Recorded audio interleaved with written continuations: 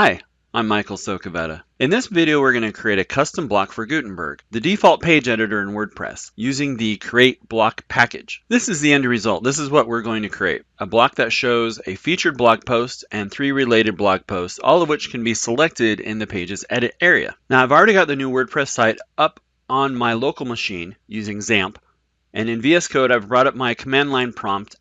I'm in the plugin directory, and I'm going to type npx at wordpress/create-block at latest, and then the name of my project, which I'm going to name ASDF-latest posts. And I do that, it's a bit silly, but because when I'm using Gutenberg and I need to search for a custom block, I like just a quick, easy ASDF on my left hand on the keyboard to find the custom block in the list of all the blocks. As this runs, I'll explain that doing it this way not only creates the files we need, but also gives us access to key libraries using the WordPress version of React. Gutenberg is built on React, and this will be a React-like project. The code isn't that complicated, but if you haven't done a project like this before, then compiling code to publish it might seem odd. Anyway, it just created a plugin for us, and like all plugins in WordPress, we have to activate it first.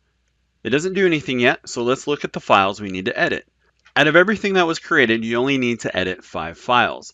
First, I'm going to cd into the new directory and minimize my command line window. Then I'll open render.php, style.scss, edit.js, editor.scss, and block.json.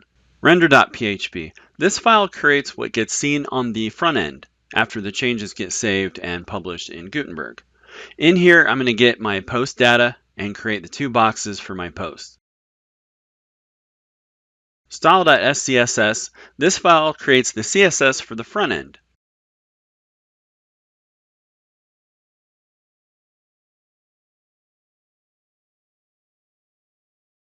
Edit.js, this is where the real magic is. This is what powers the back end in the block in the Gutenberg editor.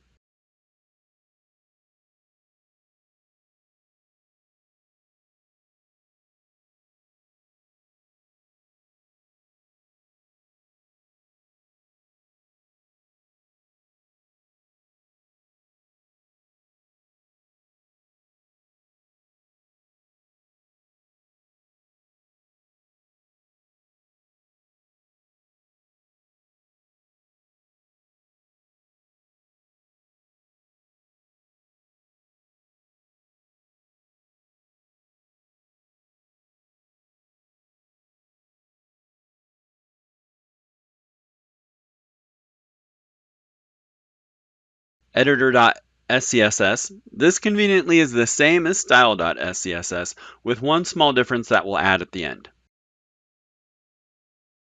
Block.json, in this we just need to update the title, description, and add in our attributes. Before we're done, we need to go back to the command line and type npm run build.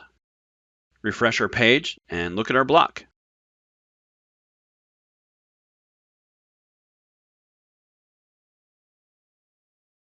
Very cool. And that's it. Thanks for watching.